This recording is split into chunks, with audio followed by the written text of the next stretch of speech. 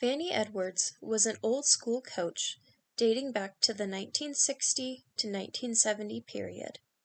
An Olympic women's coach in 1964, he was a manager for numerous world and Olympic teams. A divorced man of 36 and no background in gymnastics, Vannie decided to open his gym in the countryside. There, he would board his athletes at his ranch, children living with him during their time there. This is pulled from a 1976 article. It was hard to find information on him. It says, Edwards himself has never done a back handspring in his life. He played football, basketball, and baseball in college, but he did not even see a gymnastic meet until he was 21 years old. He was instantly attracted and began to study the sport at clinics, exhibitions, and competitions, and went on to film the European Championships in Moscow, Paris, London, and Rome. He is now considered by many to be the most progressive coach in the country.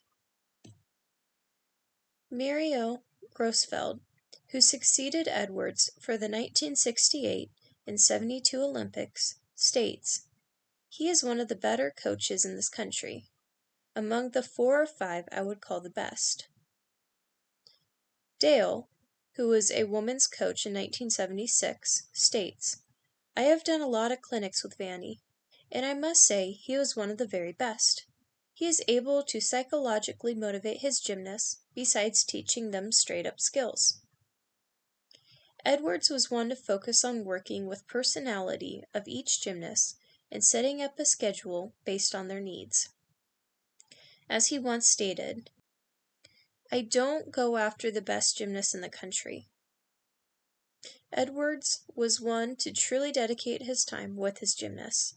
His girls would not pay rent, as he stated that they are invited guests only, though they were required by parents to pay $115 per month in club fees.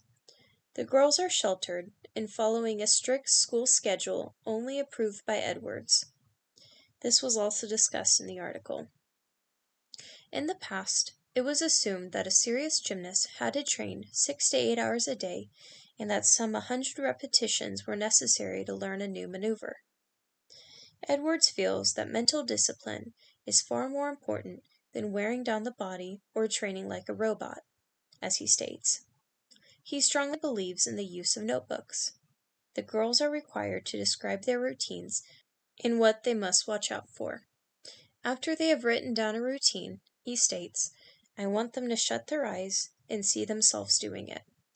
Then they get on the equipment and perform. We can cut the repetitions to about 30 this way."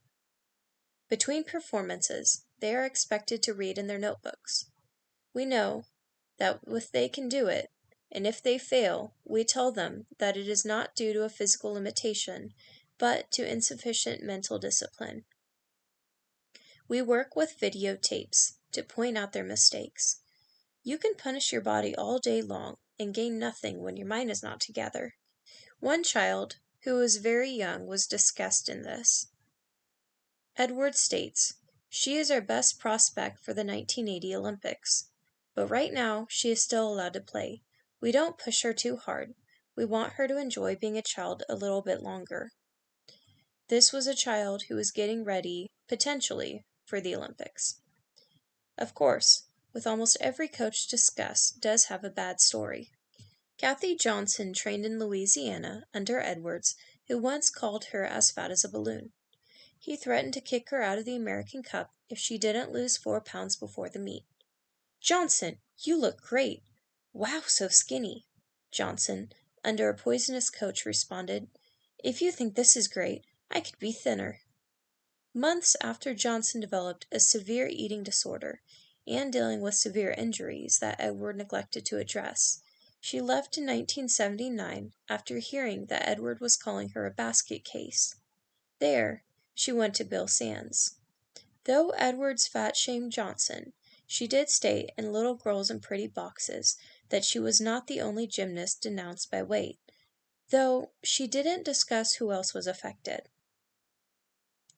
I couldn't find any recent things on Vannie other than Dee Dee speaking highly of him during an LSU interview in 2020. He is currently on the permanently banned list on USAG, though every time I've tried to find out why, I can never find a reason or date when this happened.